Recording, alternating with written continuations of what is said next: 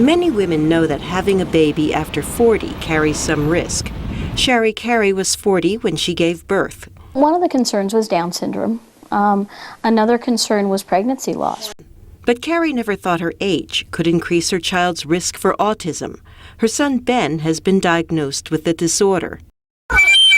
Researchers from the University of California looked at millions of parents. They found that women who gave birth after the age of 40 were nearly twice as likely to have a child with autism as a woman under 25. But the increased risk is small. Only 5% of the increased risk is attributed to maternal age. Researcher Janie Shelton was the lead author.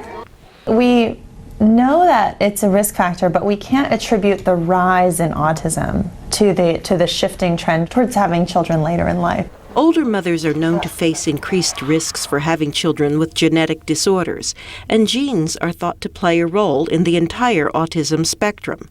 This can include people with Asperger's syndrome who are highly functioning. I have a third cousin who has Asperger's and a first cousin who has just PDD, autism. Erica Romano has 3 children with autism.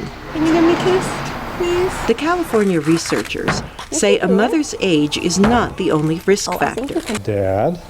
Mama. The study also found that the age of the father can play a role, although it is not as significant as the age of the mother.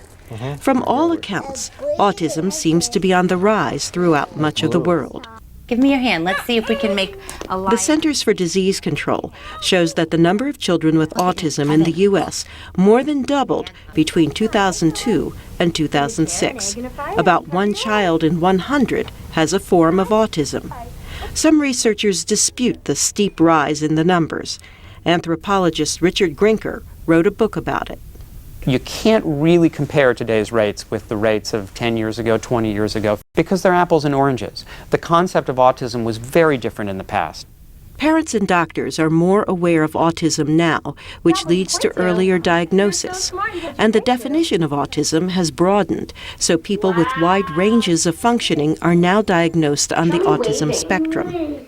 And one more piece of the autism puzzle. Yeah, it keeps coming in. Carol Pearson, VOA News.